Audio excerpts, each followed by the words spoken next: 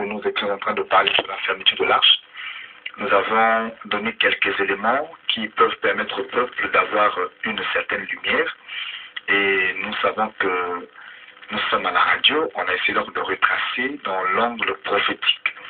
Ce que nous avons dit, on a touché la prophétie, mais nous pouvons aussi expliquer ça dans la révélation ou encore dans d'autres angles de l'évangile. Seulement, nous avons souhaité situer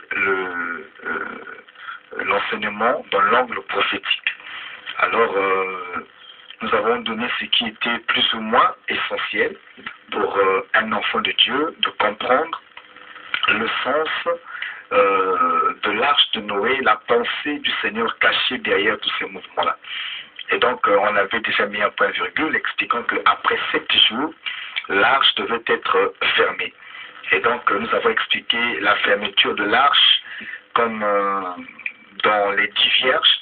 On a expliqué que la fermeture de l'arche de Noé, c'était l'accomplissement de la fermeture de la porte de l'époux après l'entrée des 5 vierges sages, qui n'était autre que l'enlèvement de l'Église. Donc l'instant où l'Éternel ferme l'arche de Noé, c'est l'explication de la porte de la chambre de l'époux, de la maison qui est fermée. C'est aussi le départ de l'Église de la terre vers les airs pour être récupérée par l'esprit des airs vers, je veux dire le Seigneur, vers la nuit des noces. Donc voilà un peu ce qu'on pouvait récapituler. Sinon, s'il faut creuser là-bas, on ne va pas trop dire ce qui est important pour ce jour. Nous croyons que les saints ne mangent pas la manne de la veille. Alors nous voulons manger la manne du jour parce que la manne de la veille ne fait pas du bien au corps. Ok, puisque la manne doit tomber chaque jour, pasteur, ce soir, quelle est la portion que nous devons donner au peuple de Dieu? Ce soir, nous allons expliquer, nous avons dit que la maison de Salomon, le palais de Salomon, avait plusieurs appartements. Donc nous avons déjà exploré l'appartement de la fermeture de l'arche.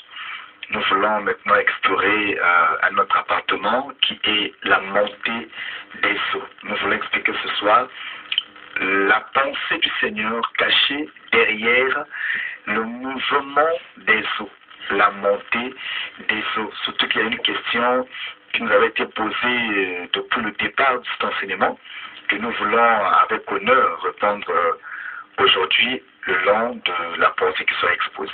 Donc le sous-thème de notre grand thème, l'arche de Noé, que nous allons aborder ce soir, c'est la montée des eaux. La montée des eaux. Chers auditeurs, si vous estimez que dans la première partie de notre thème, il y a des questions importantes qui n'ont pas été éclairées, des zones d'ombre qui n'ont pas été éclairées, vous avez toujours la possibilité de nous envoyer un texto au 04 020 26 98 ou bien de nous appeler à 10 minutes de la fin. 04 020 26 98. Pasteur, la montée des eaux. La montée des eaux, vous savez que les saints ont une faiblesse, c'est l'écriture. Nous voulons donc nous incliner devant le vieillard qui n'est autre que les Écritures pour ne pas prendre une autre direction. La loi dit, tu t'inclineras devant la personne du vieillard et nous croyons que le vieillard véritable sont les Écritures. Donc nous voulons nous incliner.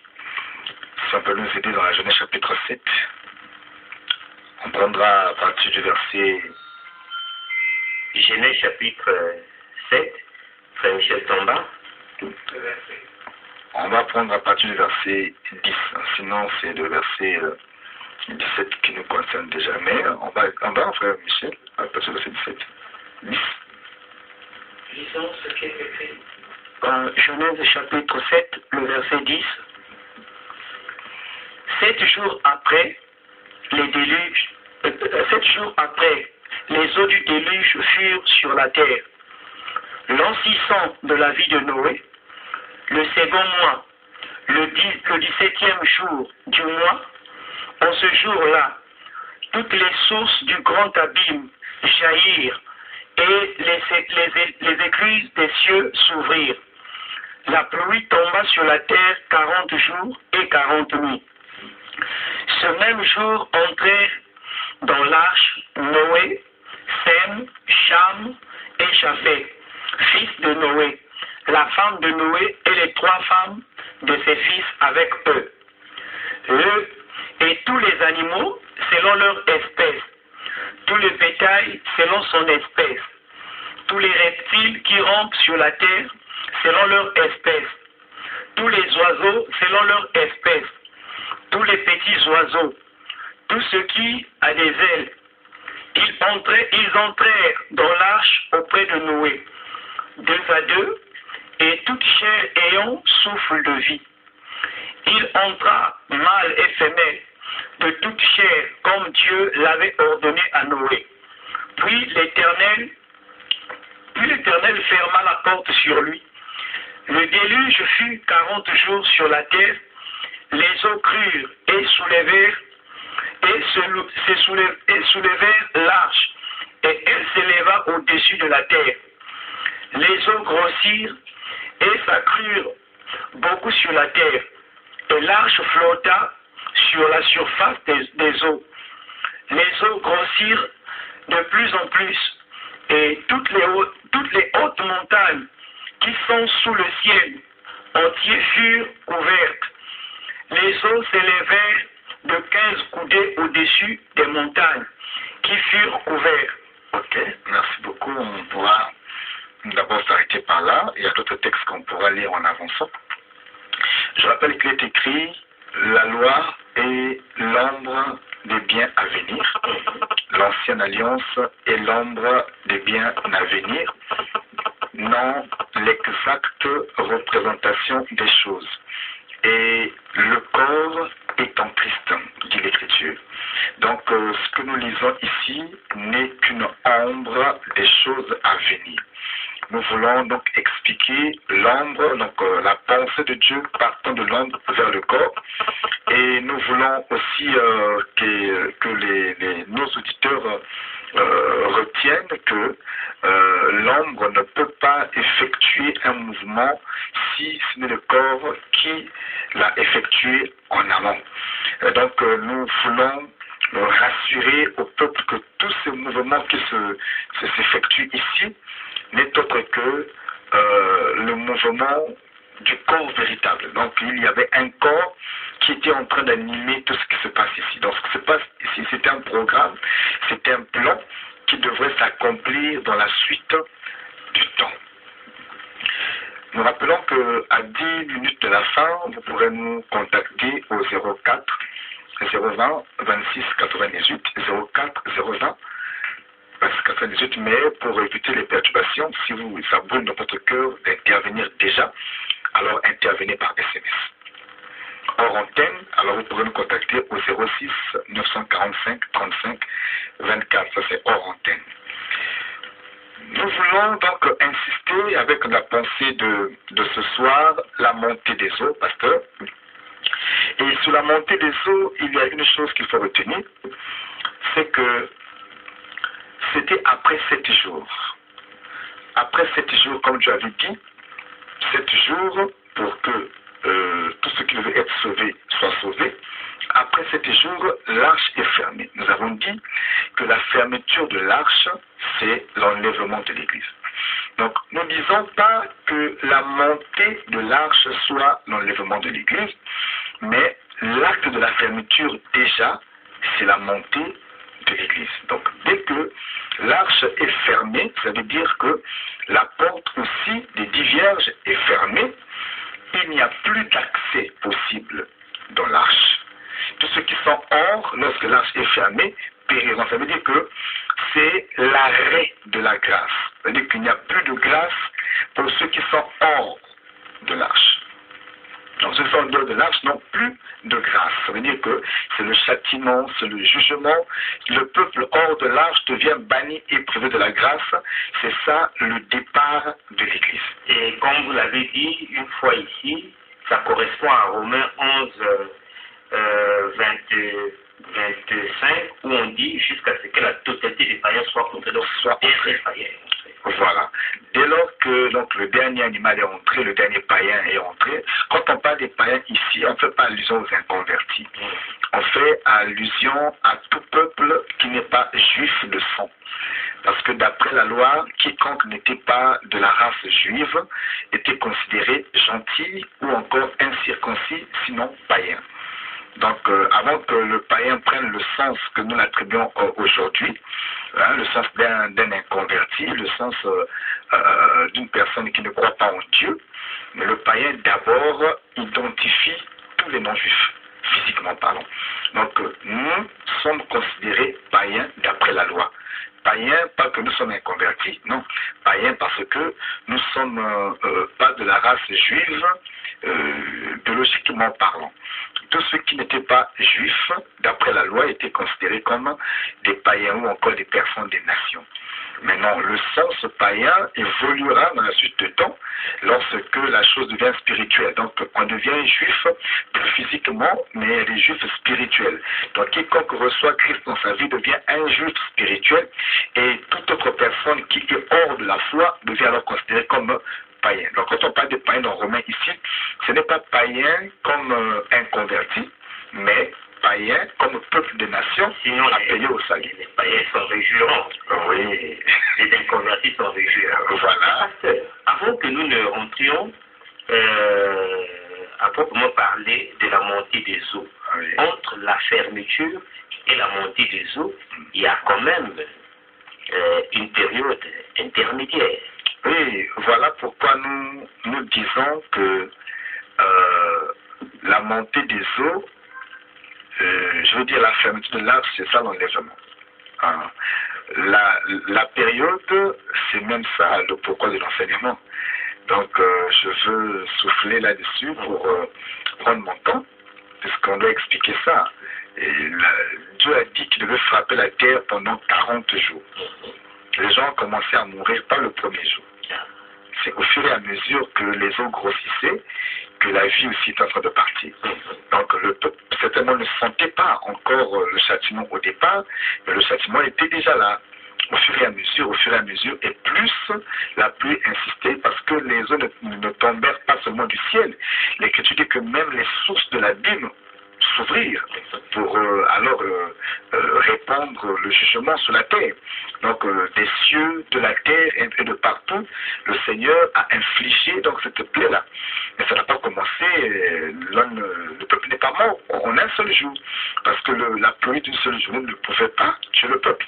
Mais c'est au fur et à mesure que les eaux grossissaient, montaient, jusqu'à couvrir toutes les plus hautes montagnes. Donc toutes les grandes montagnes qui existent en ce temps-là ont été donc couvertes par les eaux du déluge. Maintenant, homme de Dieu, pour ceux qui nous suivent aussi, nous voulons situer quelque chose. Un homme de Dieu, un frère avait posé une question de savoir il y a eu déluge sur la terre, les hommes sont morts, les animaux sont morts, les oiseaux aussi, mais pourquoi les poissons n'ont-ils pas été frappés? Cette question était très intéressante. Mais nous l'avons gardée, comme on dit en anglais, solemn, pour nous permettre de répondre à ça au temps convenable. Et je pense que le temps est convenable, puisque nous parlons des eaux. Ce qu'il faut retenir d'abord, c'est que Genèse chapitre 6, le Seigneur ne s'en prend pas aux eaux.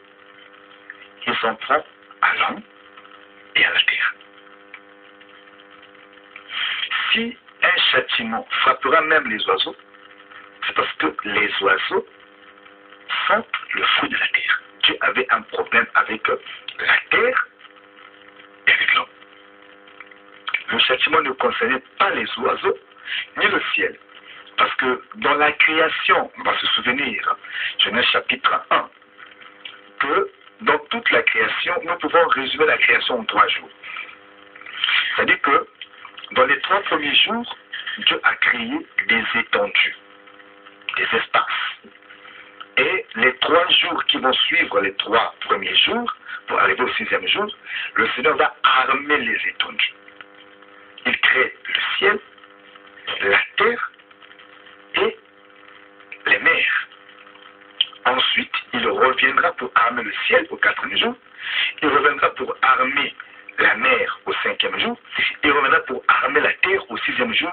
Et le 7e, il se repose. Donc la création peut être résumée en 3 choses.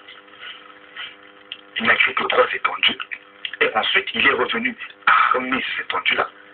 Et ensuite, il s'est reposé. Donc la création peut être résumée en 3 jours ou en 3 temps. La formation ou la création des étendues,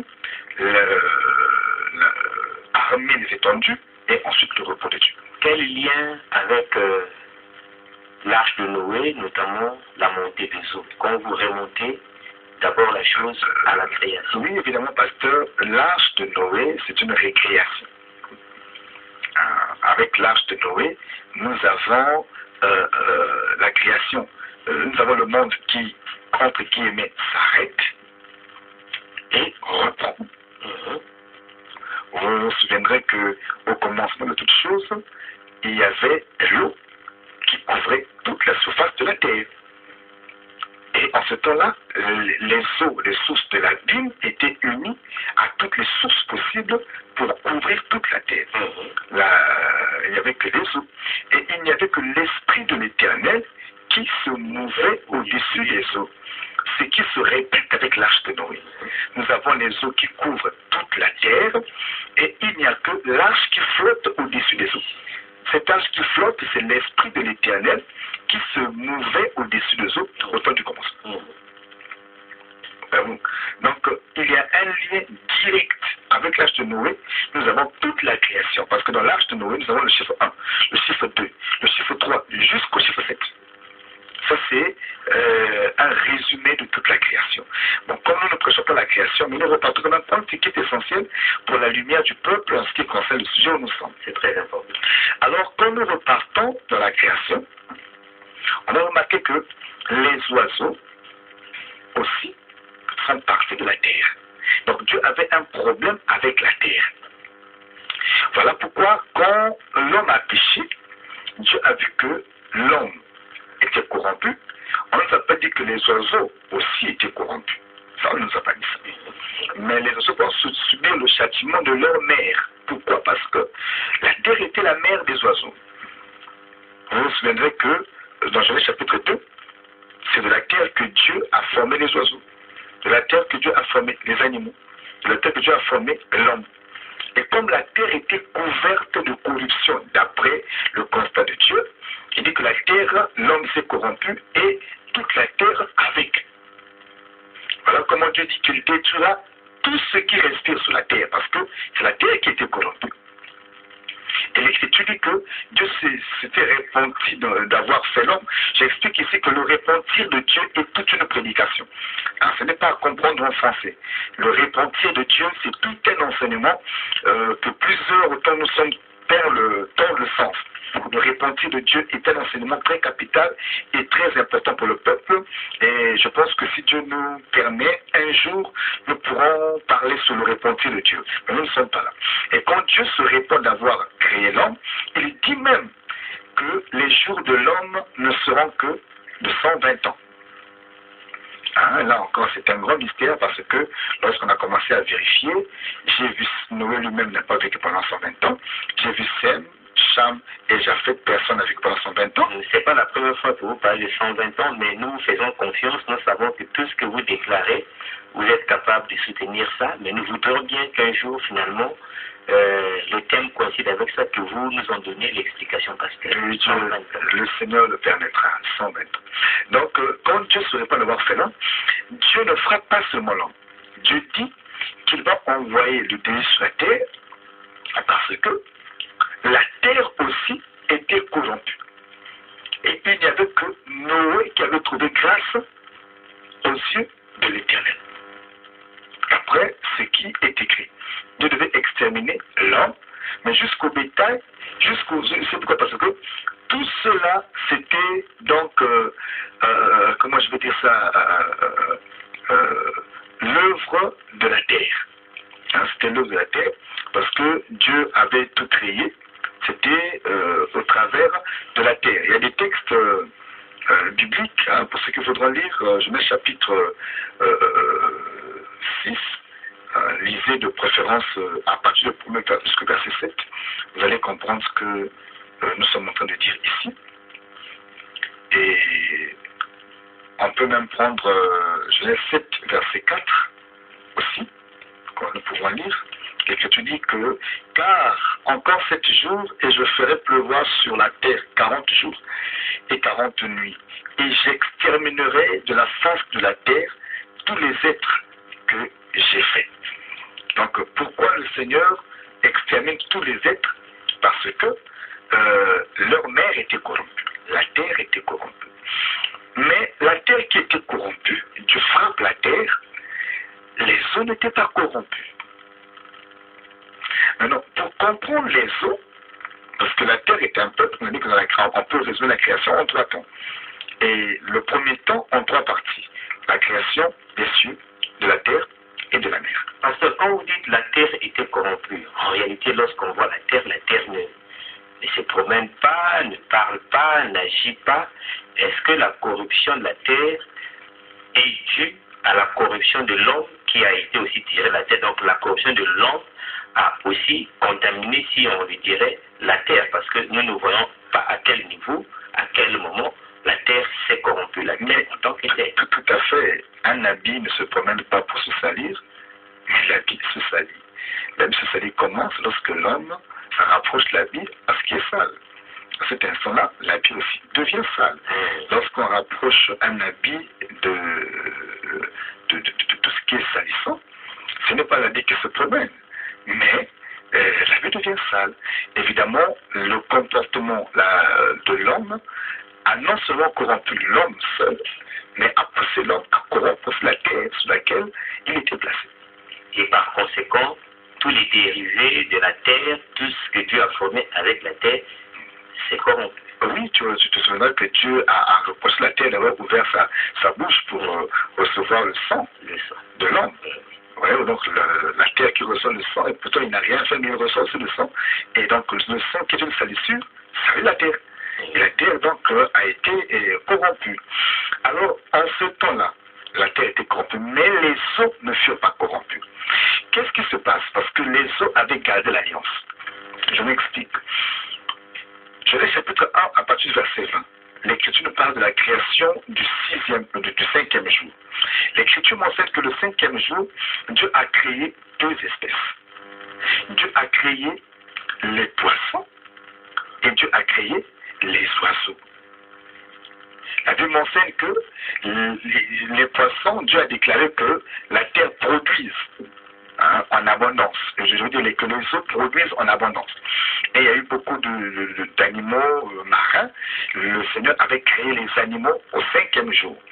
Et non seulement les animaux, il a aussi créé les oiseaux le même 5e jour, et les oiseaux ailés qui devaient partir de la terre vers le ciel.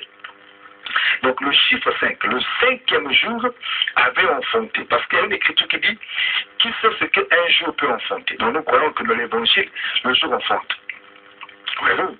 Et le jour qui enfante, eh oui, c'est tout un mouvement. Et le 5e jour avait enfanté des jumeaux, avait enfanté 2 frères. Il y avait les poissons et il y avait les oiseaux. Donc, dans une dimension, le chiffre 5 est partagé par les oiseaux que par les poissons. Or, le chiffre 5, c'est le chiffre de la grâce. Ça veut dire que les poissons avaient une promesse de la grâce, de même que les oiseaux. Donc, ça veut dire que la grâce devrait bénéficier de la grâce dans le plan de Dieu, les poissons et les oiseaux. Maintenant, quand nous voyons l'arche de Noé être en train de monter de la terre vers le ciel, nous disons que ce mouvement-là explique que l'arche était tout un oiseau. l'arche de Noé était un oiseau. Maintenant, comme c'est l'oiseau, quand nous voyons l'arche monter, nous comprenons sur le 5e jour, les frères des oiseaux aussi sont restés. Mais ils ne sont pas sur la terre, pour la terre est corrompue, ils sont dans les eaux. Et nous disons que la prédication même de Noé n'a pas concerné les oiseaux. Je veux dire les poissons. Noé a prêché pour l'arche de Noé concernait la terre. C'est un message qui ne concerne que la terre, mais qui ne concerne pas les eaux. Or que les eaux aussi sont un peuple. Je veux dire, les poissons sont un peuple. Mais un peuple frère de l'oiseau qui est l'arche. Là, je tiens le langage de la révélation. Oui. Et puis, jusque-là, je crois que les auditeurs doivent rester concentrés. Pasteur, continuez, parce que c'est toujours très haut. Oui. Je tiens le langage de la révélation. Alors, les poissons qui sont un peuple sont frères de l'arche de Noé qui est un oiseau. Mais le message que Noé vient avec ne concerne pas les frères poissons. Ça ne concerne que ceux de la terre. Je veux m'expliquer. Le véritable Noé, nous l'avons dit, c'était notre Seigneur Jésus-Christ. Au jour de sa chair, lorsqu'il était arrivé, il avait un message qui ne concernait pas le peuple d'Israël, mais qui concernait un peuple qui devait être sauvé. Quand Jésus est arrivé, il a dit par exemple que les oiseaux ont des nids, les renards ont des tanières, mais le Fils de l'homme n'a pas un endroit pour poser sa tête. Plusieurs ont traduit pour dire qu'il n'avait pas de maison. C'est faux. Jésus avait une maison. Oui, l'Écriture le témoigne. Le témoigne. Jésus avait une maison. Donc, quand il dit qu'il n'avait pas un endroit pour sa tête, il ne faisait pas allusion à une maison. On fait allusion à quoi finalement, pasteur? Oui, homme de Dieu, ça veut dire qu'il n'avait pas trouvé encore le repos. Pourquoi je parle du repos? C'est le frère Paul qui va nous prêcher. Le frère Paul dit que l'Église est le corps du Seigneur. Si l'Église est le corps dont le Seigneur est la tête, ça veut dire qu'au jour de sa chair, puisque l'Église n'est pas encore formée, Jésus-Christ est une tête qui est en train de se promener sans corps. Encore. Ah, là on voit. Voilà, il avait dit que je n'ai pas un endroit pour poser ma tête. Voyez-vous? Et il le dit en tant que fils de l'homme. Pourquoi? Parce que même dans le jardin, avant que la femme ne vienne, Adam aussi était un fils de l'homme. Parce que Adam se promenait comme une tête sans corps. Mais c'est quand Ève est formée que la tête se repose. Donc Jésus-Christ en Israël, il n'a pas trouvé de repos. Il n'a pas trouvé de corps parce que son corps était au-delà des frontières. Et on va remarquer, c'est comme Moïse, qui était une tête qui marchait dans l'Égypte, mais son corps était dans le pays de Madian. Il devait aller au-delà des frontières. Or, aller au-delà de dire mourir. Donc, Christ, quand il vient au jour de sa chair, supportons encore un peu haut, quand il vient au jour de sa chair, il ne vient pas pour consoler Israël. Parce que son message, en fait, dans sa première venue, ne concernait pas Israël. Bien qu'il pouvait parler à ce peuple, l'Écriture dit qu'il leur parlera en parabole pour qu'ils ne comprennent pas. Et l'Écriture dit que Dieu devrait courber Israël pendant un temps afin de faire entrer un certain peuple. Voyez-vous, la Bible nous parle d'une femme courbée pendant 18 ans. Mais cette femme courbée pendant 18 ans, c'est le peuple d'Israël. Dieu devait garder le peuple courbé pendant 18 ans, pendant un temps. Ah, c'est très important. Pasteur, le Seigneur parlait souvent en parabole, et c'était aussi un temps. Et après, les disciples au moins avaient la chance, quand ils se retrouvent dans la maison avec le Seigneur, il leur demande de parler plus clairement. En tout cas, nous vous avons ici, nous pouvons vous demander de parler plus clairement. Vous voulez dire quoi dans tous ces développements? les poissons, est-ce un peuple particulier? Est-ce Israël? Est-ce pour que l'on se situe par rapport à tous les développements que vous avez fait? Vous commencez à nous parler plus clairement, alors on va être avec vous. C'est là où je suis en train de finir. Là où je suis en train de finir.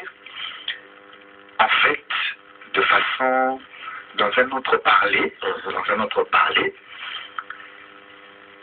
Israël, les poissons, ce sont les frères de l'arche. Comprenons, nous sommes dans le 5e jour. Parce que l'arche est un oiseau dans la révélation.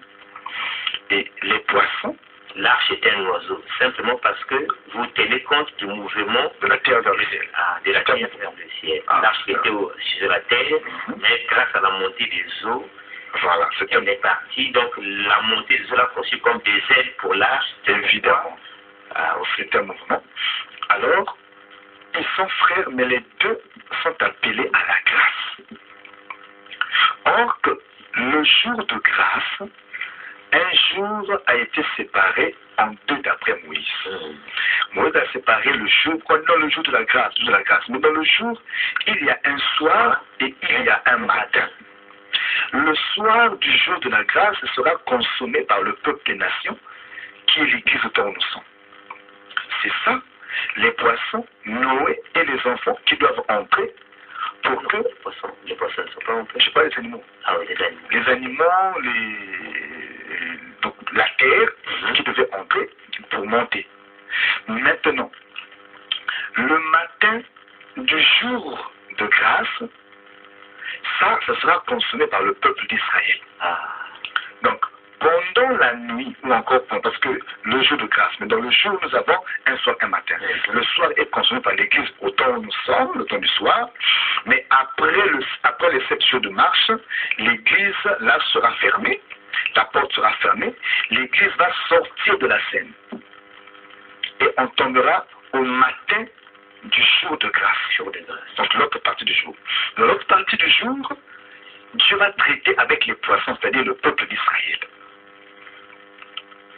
Voilà pourquoi, pendant tous les fléaux qui frapperont la terre après l'enlèvement de l'Église, la nation d'Israël sera épargnée. C'est ça, les oiseaux qui sont dans l'eau, les poissons qui sont dans l'eau, qui se réjouissent donc de... Voilà, les châtiments qui vont frapper la terre ne concerneront pas Israël. Mais toute la terre sera frappée sauf Israël. Homme de Dieu, nous avons un témoignage dans l'ombre. Vous allez remarquer que quand la terre, parce que l'Égypte nous parle du monde aussi, quand l'Égypte était frappée du temps de Moïse, il y avait des poissons qui étaient à Gozen. Il y avait des poissons à Gozen qui étaient protégés par le message des 2 points. Donc les poissons, c'est les Hébreux qui étaient à Gozen. Évidemment, homme de Dieu. Toute la terre était frappée. Les plaies ont dévoré la terre copieusement, sauf un peuple. Parce qu'à Gozen, il y avait la lumière. Partout, il y avait les ténèbres, sauf à Gozen. Pourquoi? Parce que Gozen était protégé par le message du prophète. Il y avait le prophète Moïse et le prophète Aaron. Donc les 2 points étaient en train de protéger Gozen. Donc bien que partout était frappé, mais Gozen était comme les poissons dans l'eau qui n'ont pas subi le jugement de la terre. Et d'après toutes les prophéties bibliques, après l'enlèvement de l'Église, il y a beaucoup d'événements qui vont se passer. Il y aura l'ouverture des sceaux, il y aura des découpes, il y aura des trompettes. Dieu va infliger des plaies énormes sur la terre, mais la nation d'Israël sera épargnée. C'est ça, les poissons dans la mer. De la même manière que les poissons se réjouissent dans l'eau de Israël sera à l'aise pendant les jurements de la mer. Évidemment, quand les nations seront frappées, Israël va se nourrir. Sera très content. C'est pourquoi? Parce que le premier message de Noé ne concernait pas les poissons. Ça concernait seulement la terre. Donc la terre, c'est nous, les peuples des nations aujourd'hui.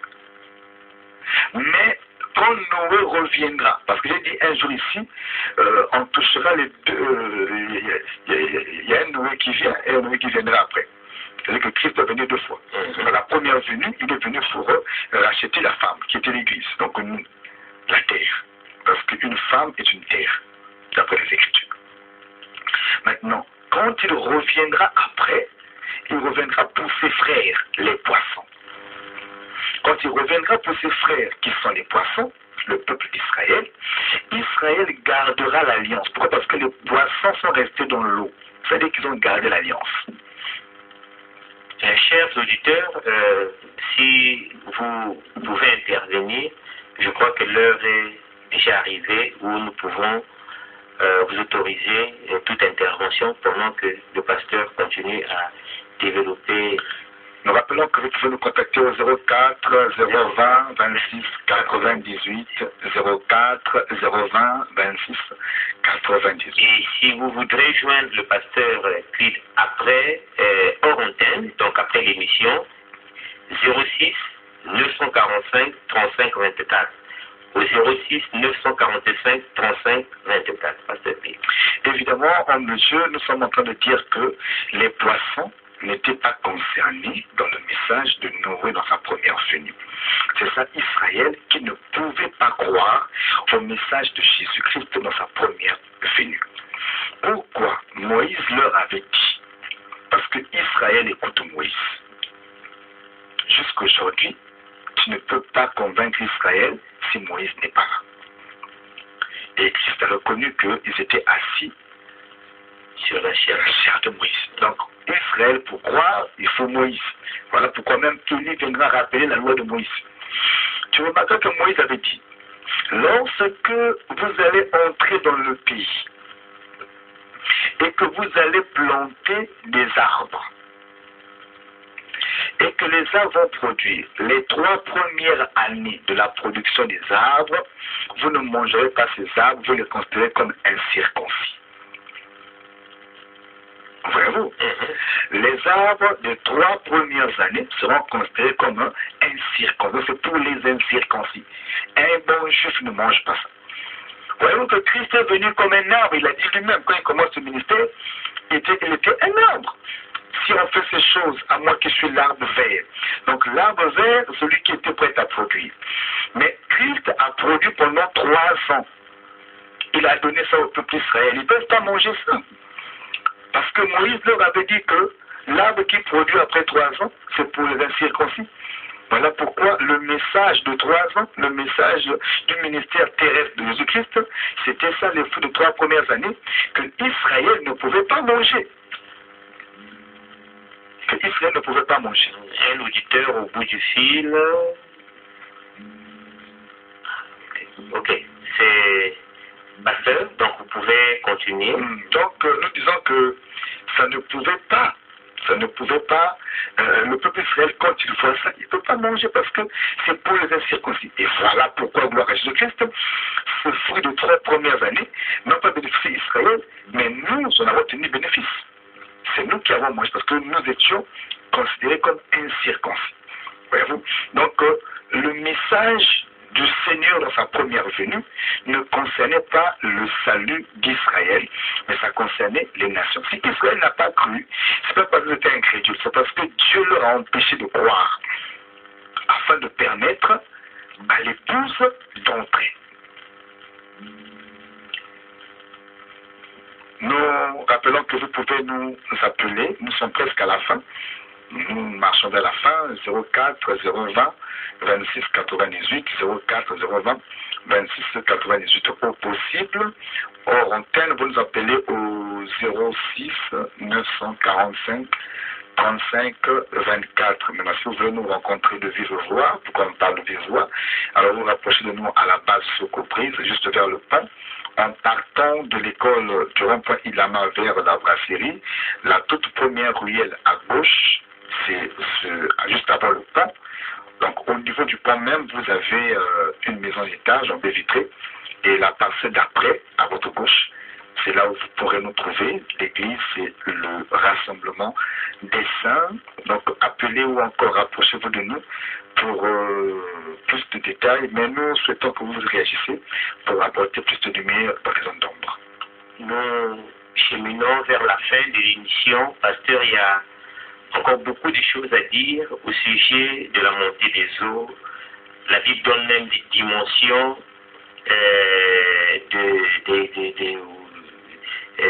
des eaux qui s'élevaient, on parle de 15 coudées au-dessus des montagnes, et ainsi de suite. Je crois que 15 coudées, la possibilité, le temps, 15 coudées, c'est surtout cela. Et les eaux grossirent sur la terre pendant 150 jours.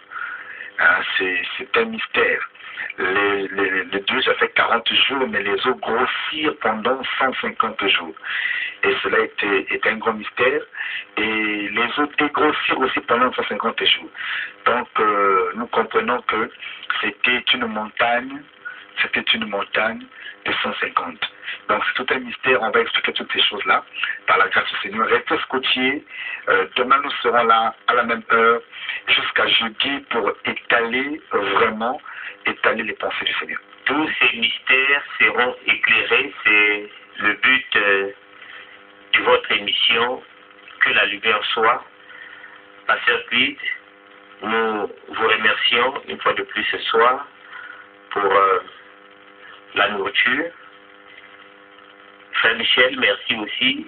La technique, merci. Demain, nous sommes là encore aux mêmes heures jusqu'à jeudi. Préparez vos questions. Que le Seigneur vous bénisse. Merci, c'est le mot signe, et prêcher selon la sainte doctrine.